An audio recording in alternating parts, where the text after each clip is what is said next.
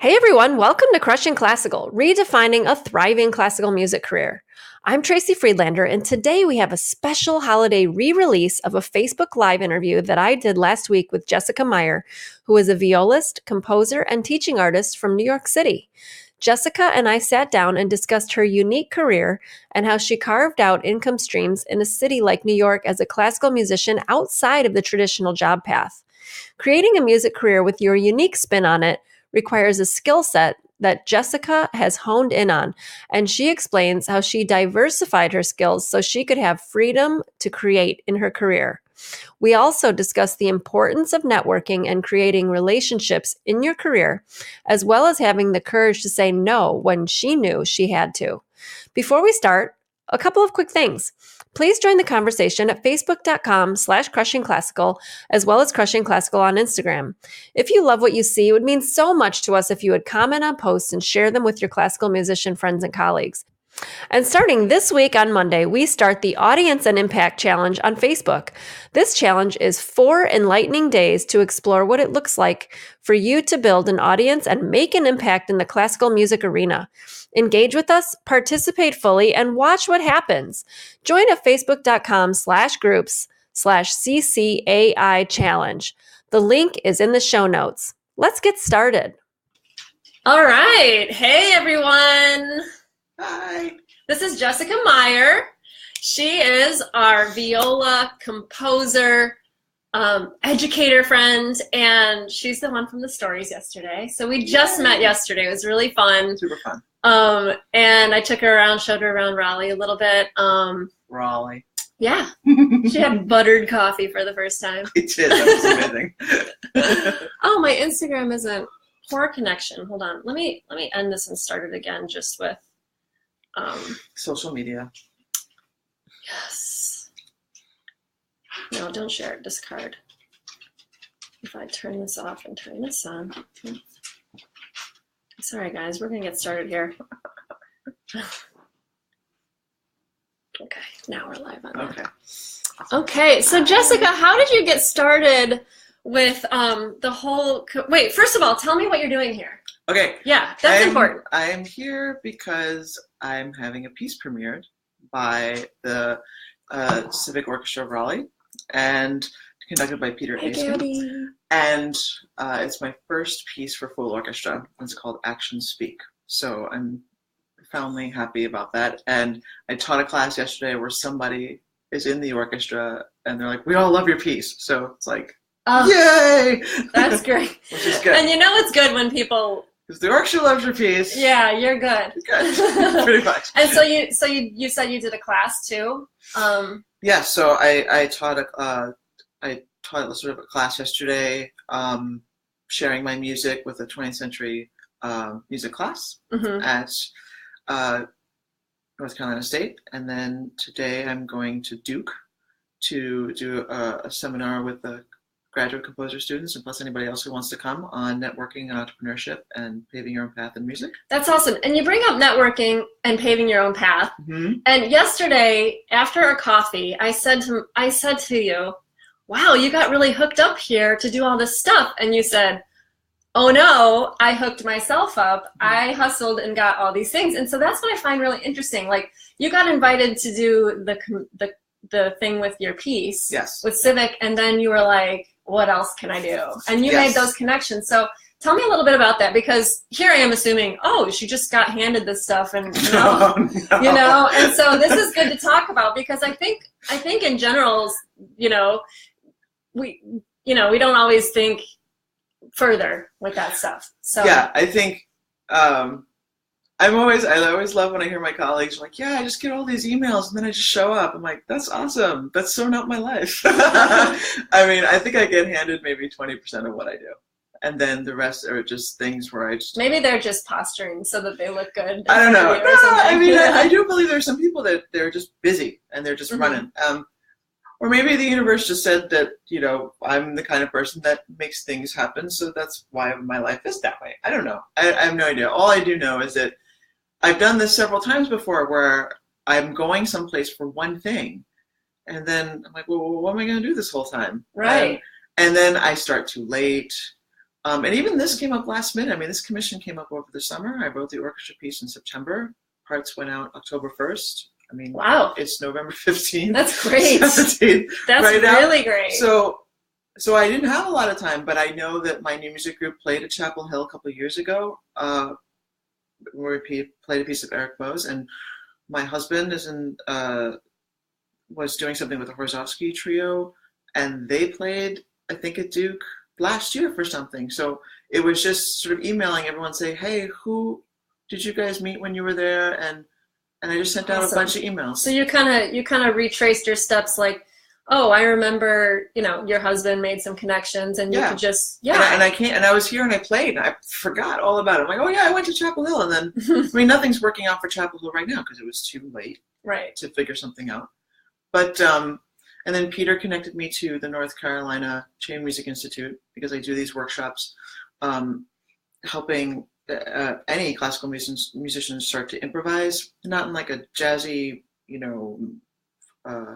improvised accords kind of way, but just channeling their own inner composer, like, I want to talk Bach about and that Mozart and everybody else did. Yeah. They were playing and they were writing, and just sort of getting them off the page and like creating stuff as group. So that's my workshop tomorrow. Yeah. So let's talk about that idea, because that, you told me yesterday over coffee, was sort of the kind of the seed that got planted for you for composing, right? So take me back to when that happened for you.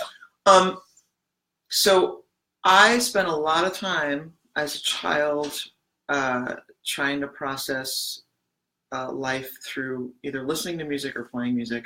And before I picked up the viola when I was 9, I had a piano around, or in kindergarten there happened to be a piano in my room, and when my mother went to my first parent-child meeting, it's like, well, your daughter plays piano every day. It's like, how does my daughter play piano? It's like, well, she goes and plays all the Sesame Street songs. So like, I just sort of went into the corner and just played piano all the time in class. Wow. Because that's what I wanted to do, back when you had choice time groups and things. Mm-hmm. So, and then as I got older, I spent a lot of time, we got a piano in the house, and I would spend a lot of time just making stuff up at the piano. Or if my mom went over to a friend's house for tea and there's a piano there, I would basically be composing throughout the whole afternoon, just making songs up and then repeating them and trying to remember. So, and then I was very lucky that my high school orchestra teacher was a jazz bass player. So he made us improvise. Ray Burns, I love you. And Ted Scalzo, everybody at Bayshore. There was a crack theory department. Terry Negrelli was a trombonist who went to Juilliard and studied with Persichetti, and who made all of his students write, even though they're like, what do you mean write a piece? I'm not a composer. No, everybody writes. So my school district was already set up for writing music. So in high school, I wrote a bunch of music, and then I was just sitting there practicing for conservatory, and I got into Juilliard, and I just stopped. It didn't even occur to me, like, it's not practical. It's not like I'm a violist. Really? So you're starting to follow I should be in an orchestra. Yeah, I some had rules. some self-imposed rules, actually, for a very long time in my life, until I decided to ditch them, which is why I'm doing what I'm doing now. That's so great. So, and I feel like, so I auditioned for a very, very long time, but I feel like, the process of being able to improvise and just hear sounds and make them on your instrument without the filter of looking at something or you're interpreting something, just actually playing, creates this, what I call a pipeline between really your head and your hands that gets very clear over time. And I always encourage every classical musician just to get off the page and just spend 10 minutes every morning after you do your scales or before you do your scales, because you'll play your scales more in tune if you do this first, just to improvise 5-10 minutes. That's really great. And just really, you're hearing, you're playing. That's really great. So I want to talk a little bit more about improvising in a few minutes, but I want to take it back to, you just said, so you went to Juilliard and you were playing viola, practicing viola, and you sort of had it in your head that you were going to do that orchestra route, even though you knew that, in the back of your mind that composing was where it was at for you, but you're following that. And then you said you changed, you kind of tapped back into that and you changed your mind about not following that rule. So take me back to Sure. It was a very long process. So yeah.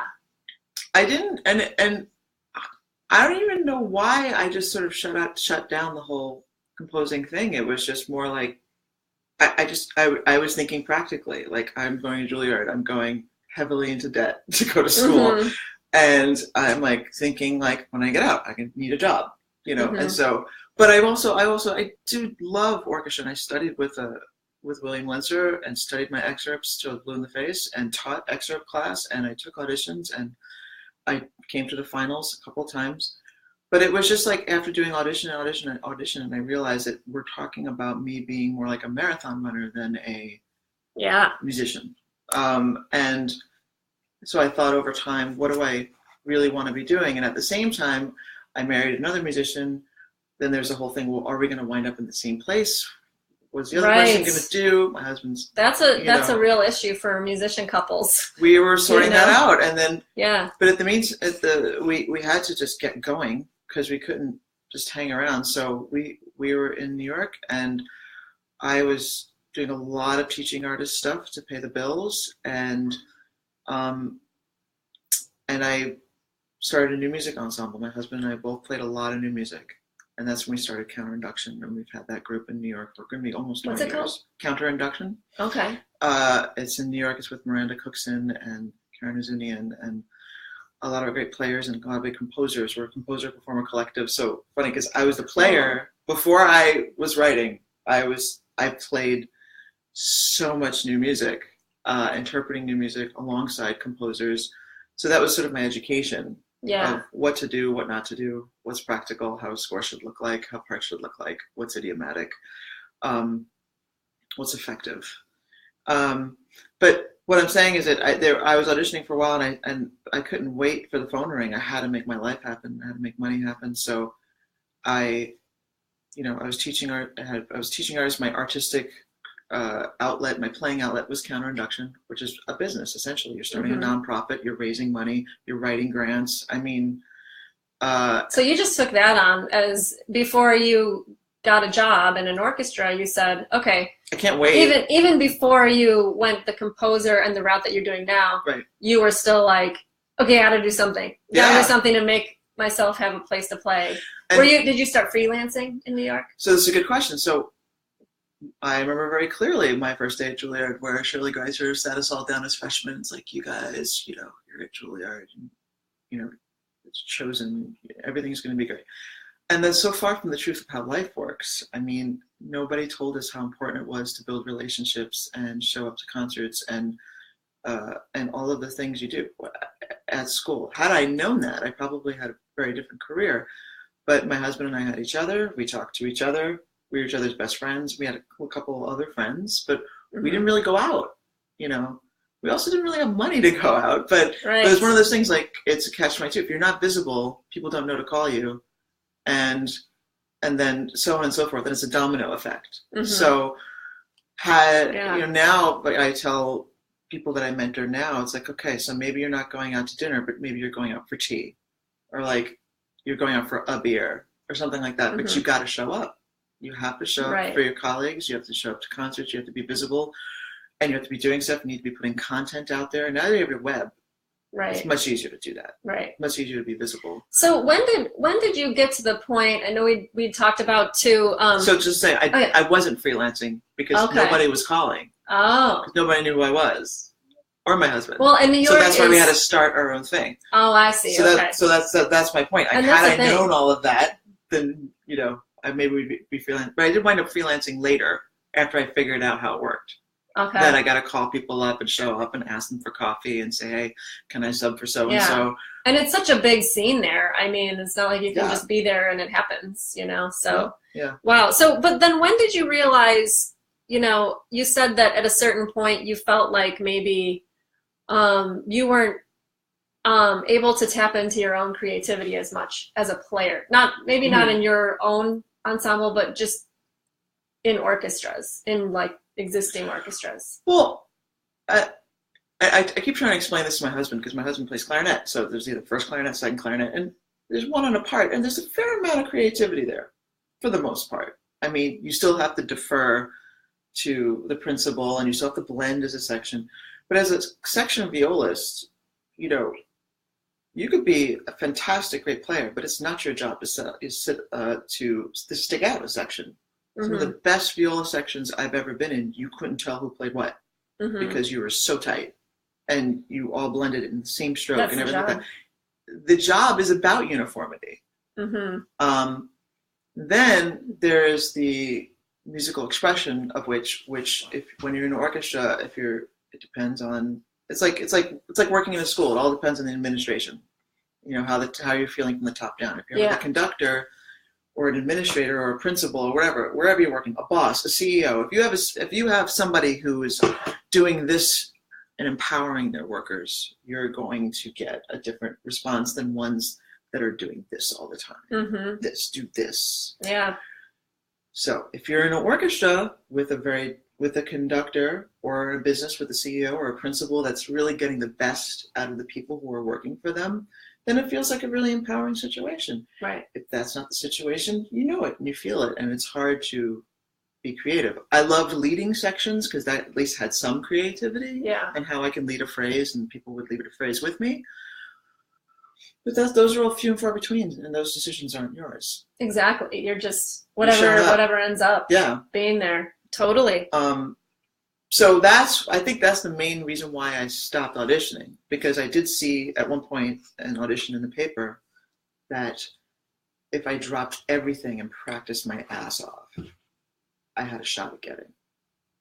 And then I really thought hard, would I be happy in this job? Am I wired to be happy in this kind of job? Now that I was playing a lot of new music and also my creativity was sort of actually more going into my entrepreneurialism, like that was my creative outlet. Like, how can I make something out of nothing? Right. And I was writing a lot of music with children too, so which was sort of like my pre-composition thing. So I had creative outlets, and then I thought, do I want to do that, or do I need to drop everything for the discipline of doing this very Olympic-like competition to win that job? Right. And I decided no. Okay. So did you have like a moment? Was there like a fuck this moment kind of thing? Was there a? Yeah, I was sitting with the paper open, and I was looking at it, and I was looking at the deadline of the application, and I had done a bunch of auditions, and I knew what it meant. I knew what it meant to win the job. And which is good, because often, I speak from experience. I was looking at that audition as like that was the thing. I know it sounds stupid, but I never thought about after that. Yeah. I just thought about like. And then I thought about after the job, which meant that I'm showing up as a cog in a wheel. And anybody who knows me knows that I'm not a cog in a wheel person. I'm happy to do that on occasion and with projects, and I'm very much a collaborative person. But at the same time, I was just thinking, like, am I okay not having any say in what's going on? Right. And I knew that I wasn't cool with that. Right. I realized that that's what that meant. Some people perfectly happy doing that. Just show up, let me play, let me go home. It's great. Yeah. I know for me personally that I knew that wasn't resonating with me anymore. I loved being in a group with my colleagues and talking about stuff, making, interpreting new pieces, making them happen alongside the composer. And I loved the collaborativeness of working with children and all the things that I was doing. Yeah. And very social. And orchestra is not social, really. I mean, right. I mean, it's you need to be social and you need to be a good colleague, but it's not a social job. I think it's like the difference between working for somebody in a company or being the entrepreneur that invented the company. Some people don't feel like they want to do that because it's not within their personality, and that's okay. Like it's none of these are wrong. It's just what you discovered about yourself, which is cool. So, so why do you think creativity for musicians is important? Like you've been talking about like that you've been able to tap into your own creativity.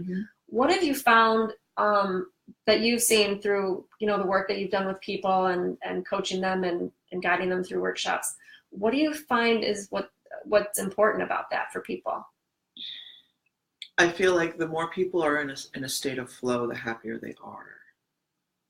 Csikszentmihalyi wrote a fantastic book called Flow, and it basically straight up says the more moments in your life where you're doing something and you're just so embroiled in what you're doing that you have no sense of time, no sense of space, and you're that thoroughly, zone feeling. You're in the zone. That's basically what that is. Mm-hmm. Flow, zone, it's all saying the same thing.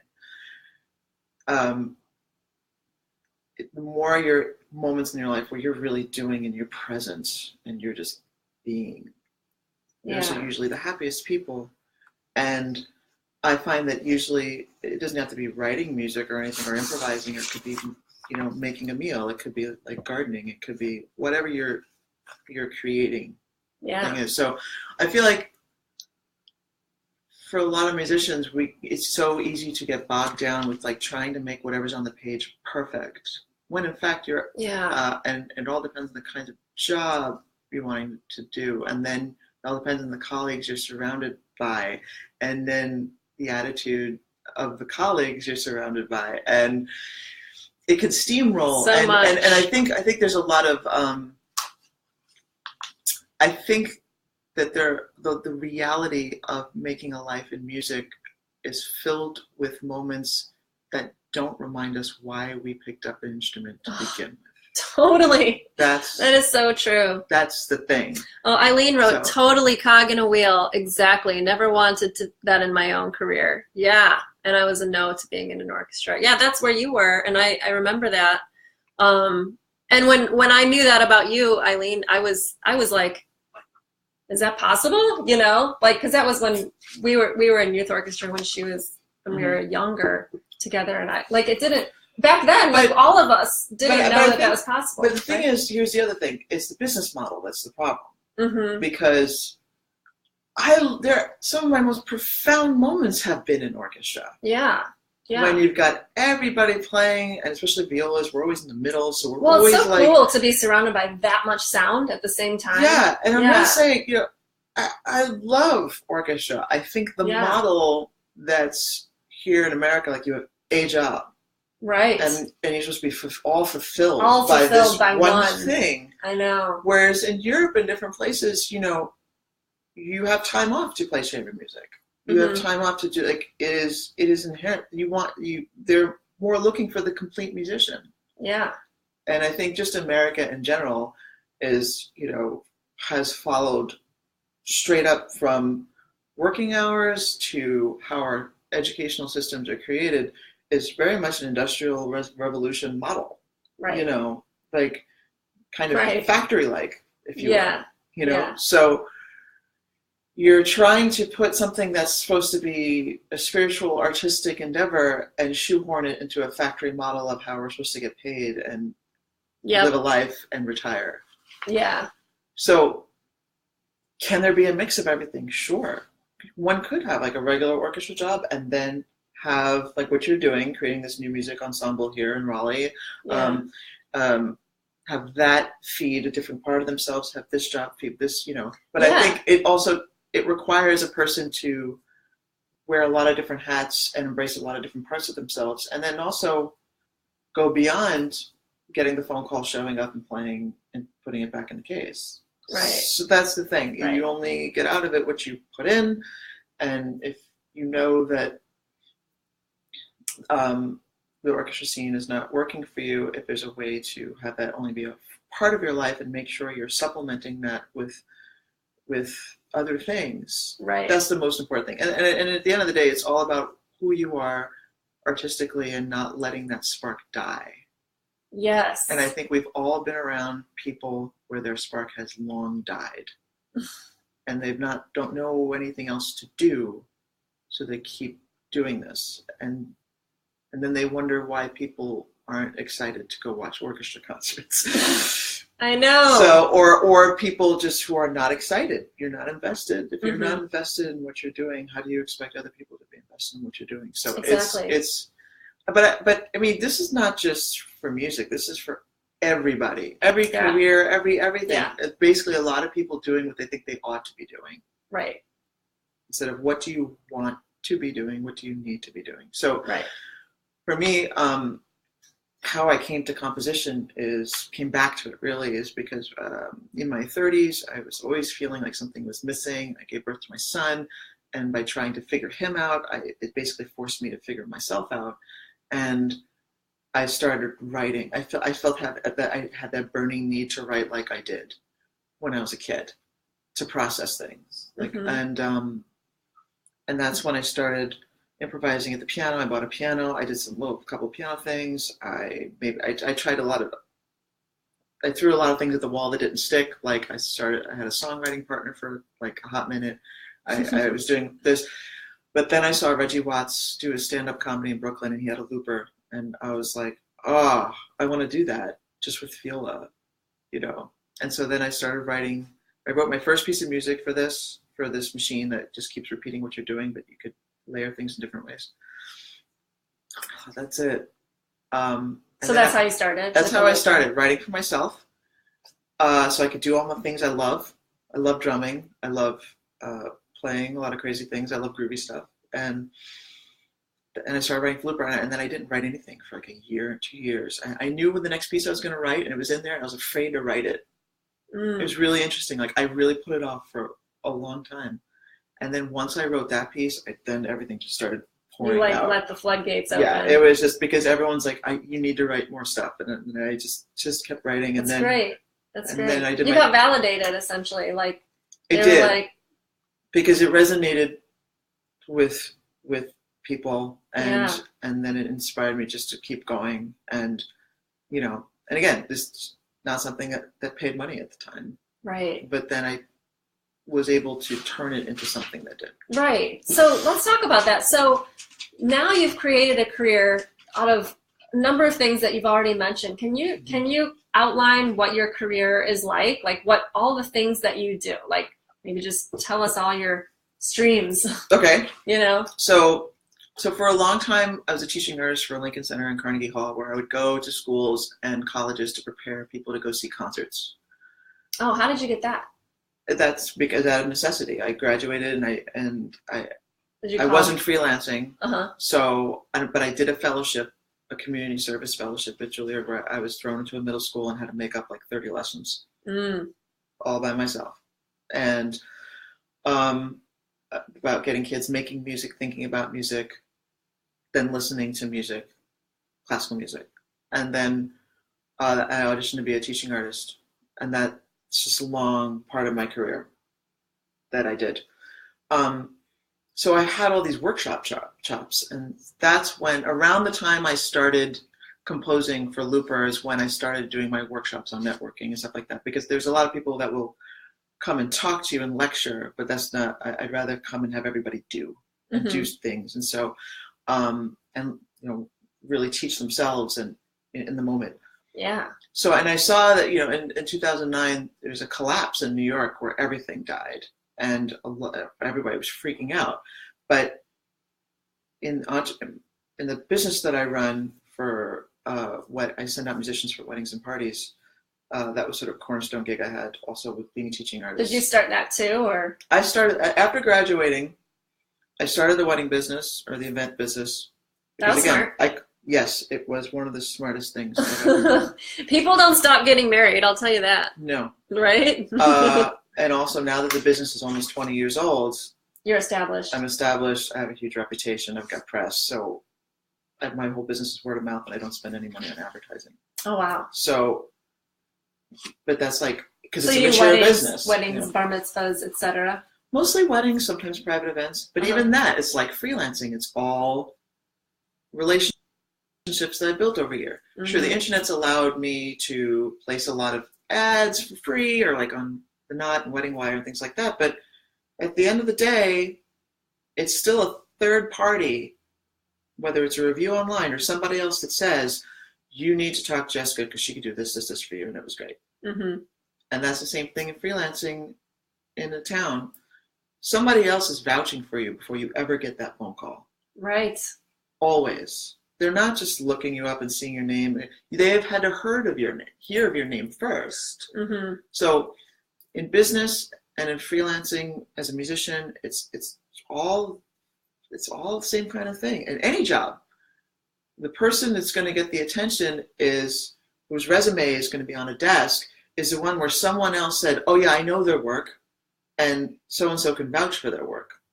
So that's why networking is really important. It's just getting to know people and getting to make sure they know even more than what's on the resume. Just, hey, I know that person and I can vouch for that they can do it. Well, it's trust. Right. There's already a trust established that that person will deliver. Right. Right. And is reliable and things like that. So you mentioned income streams. So I started that business, and so the educational things, the workshops that I lead for other people, and Venus were my main revenue streams, and then whatever playing came in was really gravy. Honestly, I did not depend on freelancing or my new music ensemble to give me any kind of real income. Right. And you decided to stay in New York after Juilliard. Like, yes. Was that a thing you were just like, I love New York and I want to stay here? Or, I mean, what was it about that you wanted to stay there?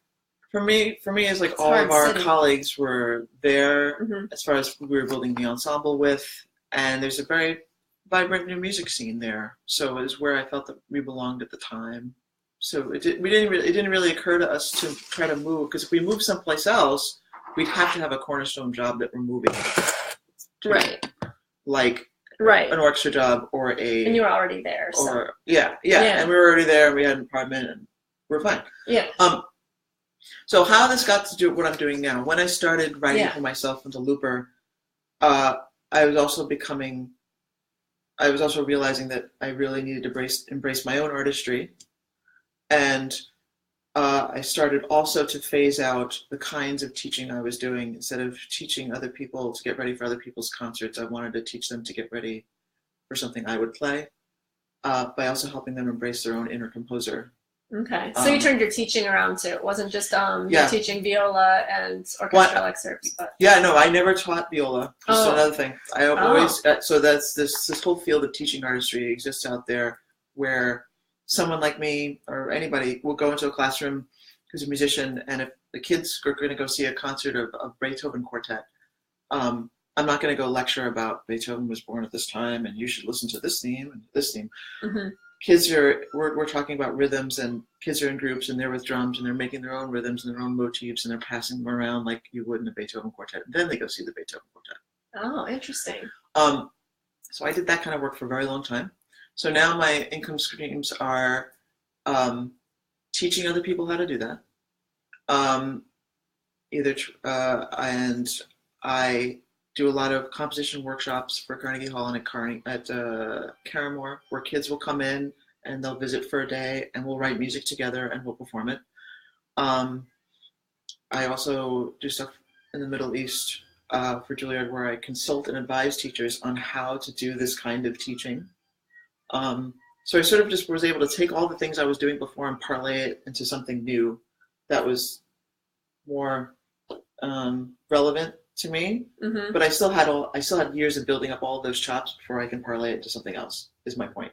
I see. And all of my business chops and all of my new music chops and everything has been invaluable into being a composer, because for me, being a business owner, I know how to act when I'm in a meeting. I see. I know how to make the phone call. I know. So it all fed into the It ultimate. all prepared me for the life I have now, which is I'm a regularly commissioned composer and I play my show wherever I can.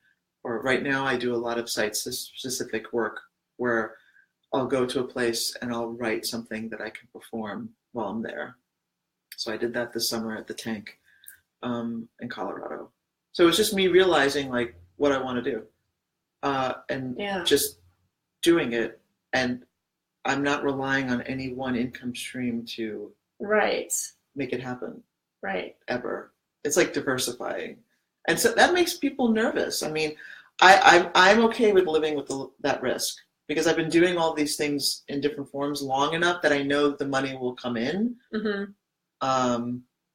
and so I don't worry about it as much. Right. But it's hard. I mean, but it takes sort of a suspension of. So you don't always know, say a year from now, what your income will be, but you're just planning ahead a certain. I have no idea what my income is 3 months from now, 4 months from now. I know there are certain things I know that will come that are somewhat regular, but you just keep at it But I've also been at it long enough that I know that I can expect X, Y, and Z, and I know that I have these number of commissions, so I know what that is. Right. but there'll be like a lot of last minute stuff that will come up and they'll happen. And I mean, I've been living this way for such a long time that I don't know any other way to live. But yeah.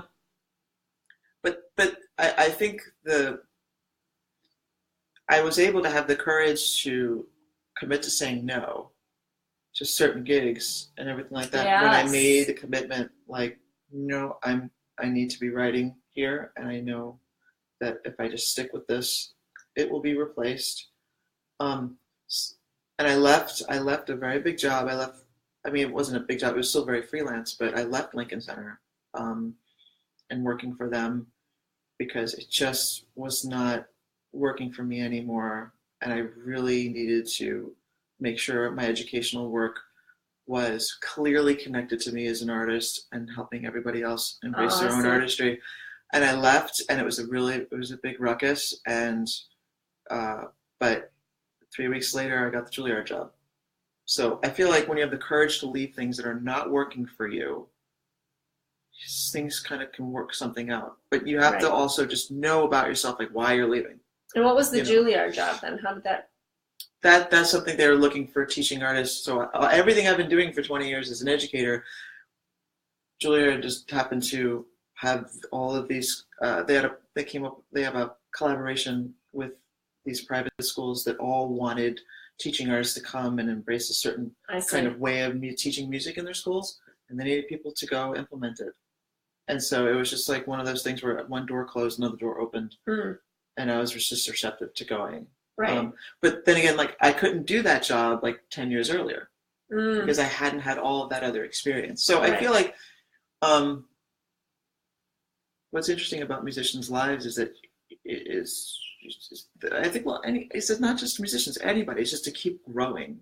Keep asking yourself, like, okay, you've done this XYZ thing for a while. Yeah. Is it still working for you? Right. Okay, so I'm glad you're bringing that up because I feel like improvising ties into that. Yes. And so, because that's one way you can keep growing as a musician. So, but don't you think a lot of musicians think, that's just, I never learned that. That's for jazzers.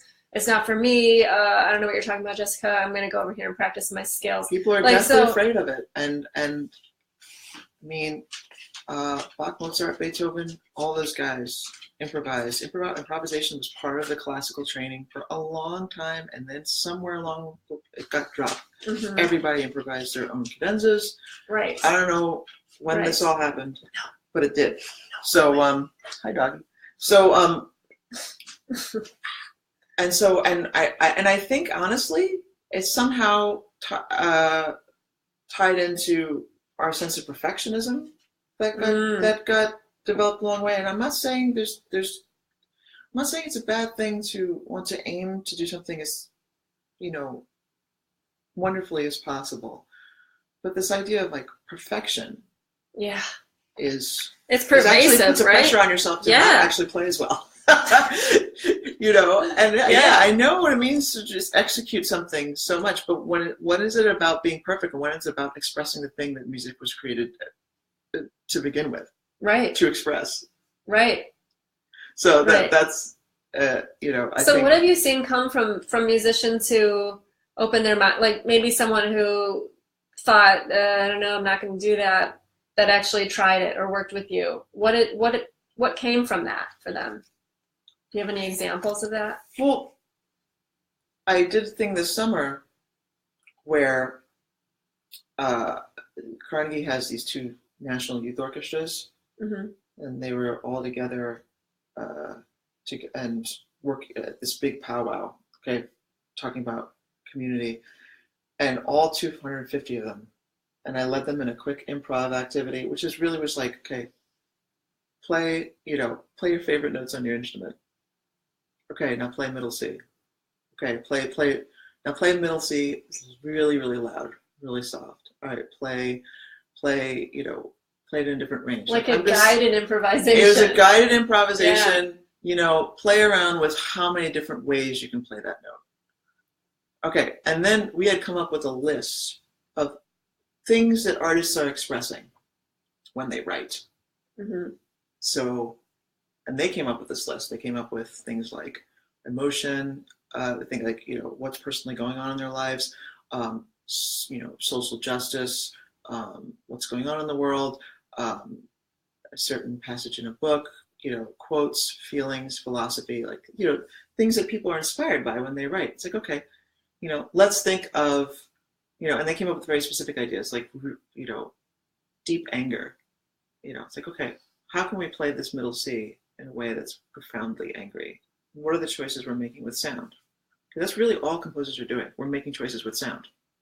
So then I got 250 people, and they immediately, like, half of them immediately went to sol ponticello, because most of them are string players. They immediately went over there. Half of them went to like really short accented notes, and so like they're making.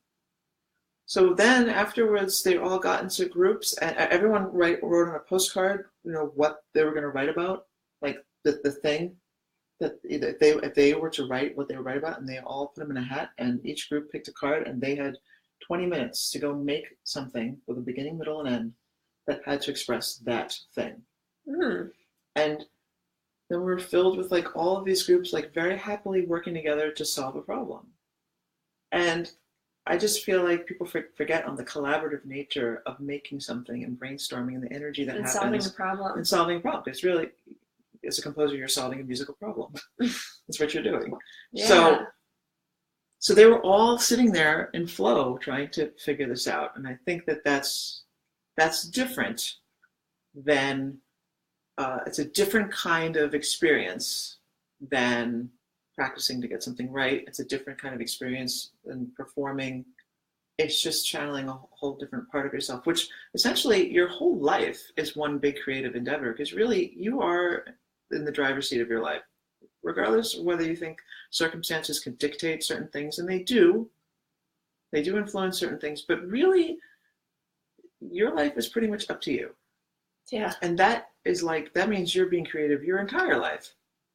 Right. And you have a choice of either being really resentful of the choices that you think are being made for you, or that look like they're being made for you. Or you can actually take steps to actually figure out, okay, how can I make this happen so that this goes like this? And that means embracing your own inner creativity. Yeah. That's awesome.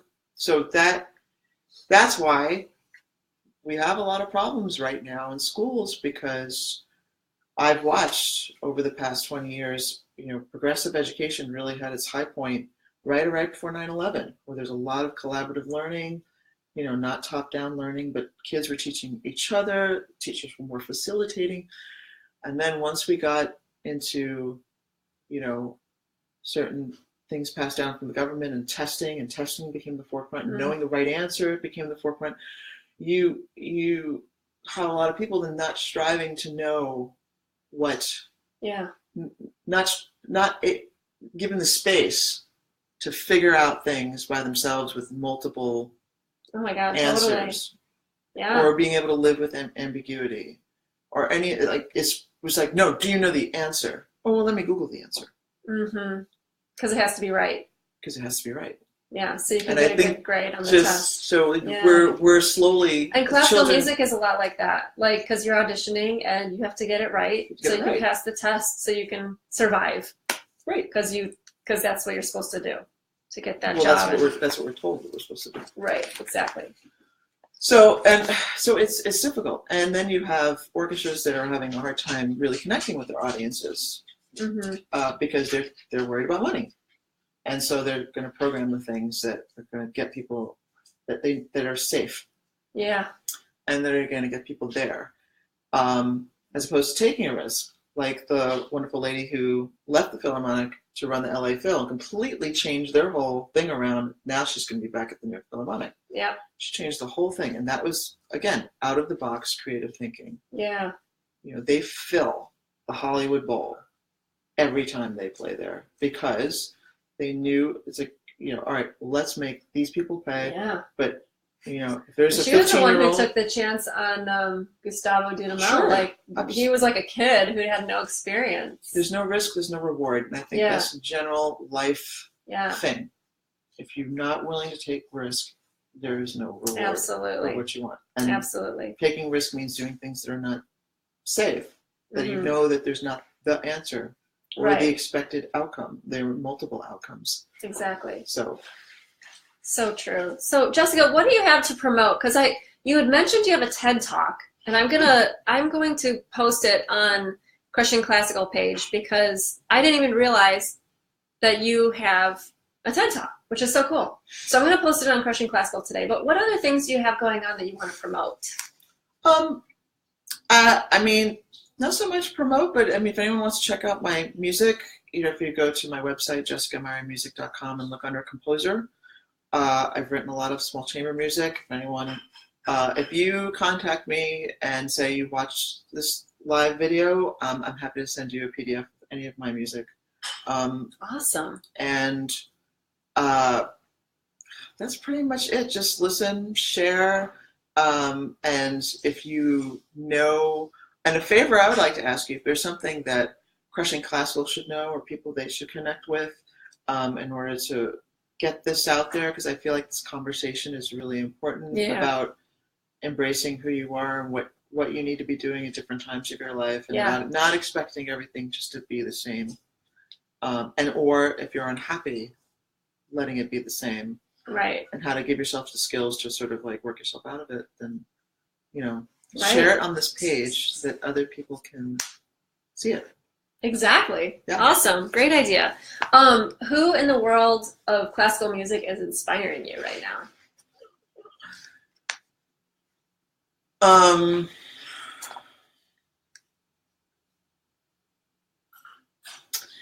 I really like groups like Far Cry. They're coming out. They're actually going to be in Raleigh. They're going to be in Durham tomorrow. I'm going to go see them on Saturday, which is typical string orchestra format, but they're really doing some great commissioning and getting new works out there in really cool ways.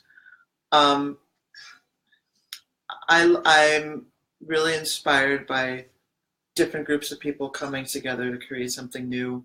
Awesome. And not being afraid to do that. I can't think, my mind's a flood. But anybody, whoever, people that inspire me are people that are just recognizing that they need to be advocates of this art and they need to be in the driver's seat of it, and they're taking action about it. Yes. Yeah.